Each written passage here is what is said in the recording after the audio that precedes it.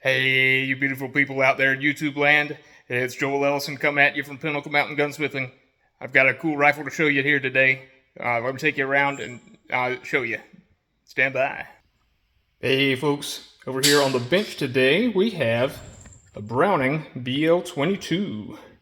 This is specifically a grade 2 finish. And this one's about 50 years old, give or take. I was asked to do a little bit of reliability work on it. This is a very cool rifle. If you're familiar with lever action rifles, particularly 22s, usually when the action's opened, the trigger stays with the receiver. This particular one does not. Whoa, how weird is that? Yeah, the trigger comes away from the receiver. It's also very smooth operating. I did replace a few parts in here. But yeah, if you ever encounter one of these in the wild, just be aware that this is one of those rifles that's very easy to take apart, but a pain in the butt to put back together. But even so, I think this thing turned out beautifully. Even knowing how much I'm going to regret taking this thing apart, I would take it apart so I can show you some of the internals, show you some things to watch out for, and just in general show you more about this very cool, very historic piece. Well, I don't know about historic, but very neat piece of sporting hardware. Let me set the camera down and I'll be right back. Alright, if you're familiar with most tube-fed lever guns, you'll know that this is the hammer. That's what strikes the firing pin, setting off the cartridge. To rack one into the chamber, you have to pull the lever down, and that pulls back the bolt and allows a round into the chamber. It will feed with its own little lifter into the chamber, and firing pin hits it. Boom, goes down the bore. It's loaded with a tube magazine under the barrel. This particular one's kind of neat in that you can just push this little button, withdraw the inner magazine tube, and that opens up this little port, shaped just like a cartridge. Kind of gives you a clue and a little bit of a poke-yoke, or mistake-proof method to make sure you have the cartridges going the right direction. Yeah. All right. Let me take this thing apart, and I can show you some of the internals. If you are ever in a position to take one of these apart, first off, remain patient. It's possible to get it done. It only seems impossible at the start. If you do need to, quick tip, something I find makes things easier, take the buttstock off. That's usually some pretty standard stuff. You get 2 screws, take the butt plate off, and there's a long hollow with a large flathead screw inside. It screws it down to the back of the receiver, and yeah, that's pretty straightforward. It does save you a little bit of mass going in that lower receiver. All right, now to get this apart, it's pretty easy. We have just one screw in the receiver. This particular one, before I do that, let me show you how nicely engraved this thing is. Oh yeah, play across the light there. Oh yeah, there we go. Yeah, even the screw is engraved, so yeah. Don't scratch it. Even the bottom of the loading lever and everything, it's gorgeous. The finish on this stock is absolutely thick and kind of plasticized, and I'm glad the customer didn't ask me to do that part. Oh, it's a pain in the neck, especially on these Browning firearms.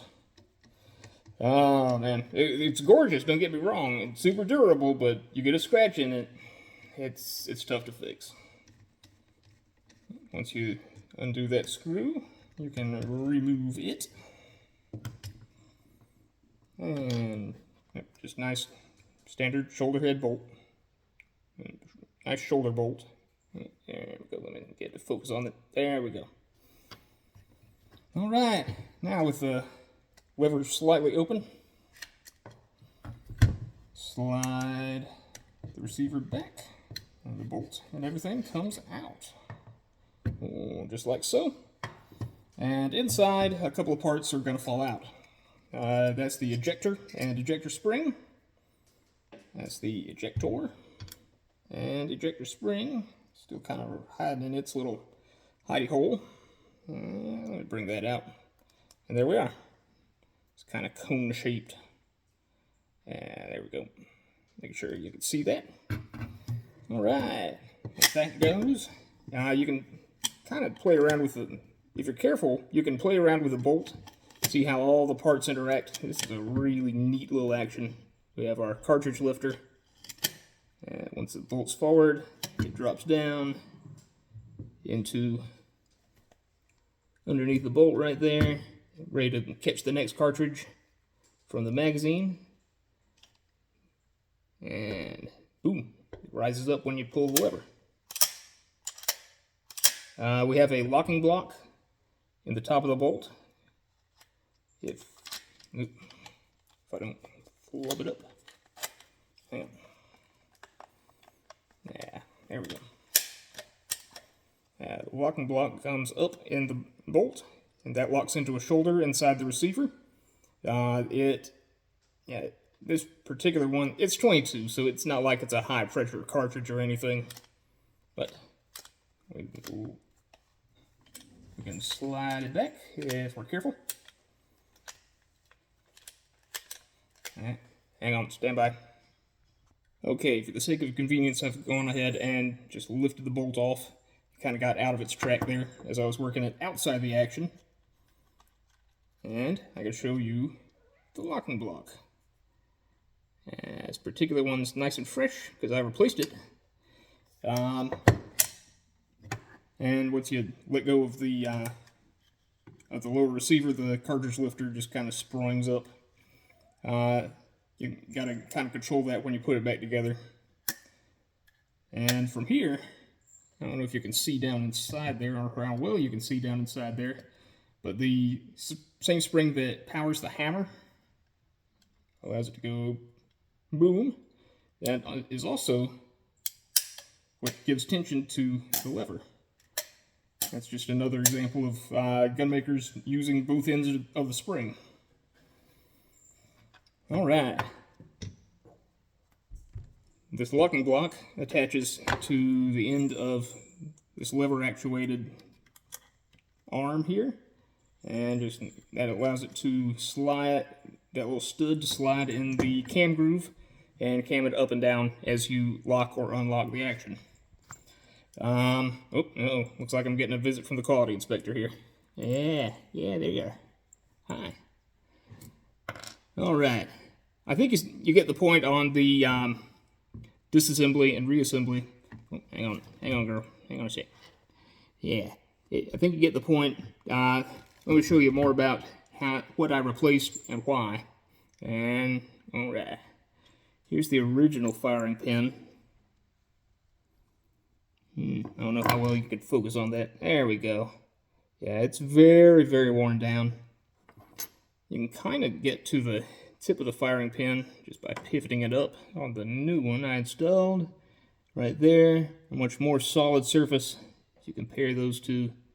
Yeah, the one I installed, it's more likely to actually contact the rim of the cartridge and actually allow it to fire. Yeah, that's just held in with this little roll pin, and there's a little, you could, if you ever have one of these in your hands, you can feel the return spring, which is just down there inside the bolt itself. Alright, I'm going to go reassemble this. I'm not going to show you the amount of adult language it requires to get this thing back together, but I'll report back to you when I have it reassembled. I'll see you in just a sec. Hey folks, before I reassemble this rifle, let me show you a little bit of some of the brass and the issues we were dealing with. Let's see, one of these, yeah, I think it was this one here on the left. Yeah, you see how there's two stripe marks on the back of that brass? Yeah, that one didn't quite punch to the to the explosive primer in the rim on this particular round. The other one, it required going through the action again and getting struck again. So this old firing pin was sometimes hitting it, sometimes not. Whereas this particular piece of brass, yeah, there we go, got the light right. That went through just fine, same way every time. I was getting 60 out of 60 hits. I consider that pretty darn good. I used some test ammo, and it functioned quite well. Multiple different kinds of ammo, and yeah, it was doing very well. We'll go ahead and get this reassembled, and I'll share some final thoughts with you when we get there. Alrighty, folks. If you enjoyed that look at Browning BL22, and you want to see more neat rifles like this, feel free to like, comment, and subscribe to our channel. Every subscription and such helps us grow. We'll see. If you want to see us in person, you can meet us at the Greenville Convention Center October 26th and 27th. Well, Patter won't be there, but I will be. I'm going to be handing out business cards, talking to people, booking appointments. We'll have a few neat guns out there to display as kind of showpieces, show what we've been working on. And yeah, we'll be, I don't know if this one will be there, but we'll definitely have a lot of other neat pieces, some for sale, others not so much. But yeah, well, if you want to see us, stop by there. Until then, check us out on our website, pinnaclemountaingunsmithing.com, and make an appointment to come see us today. Thank you very much. We'll see you later.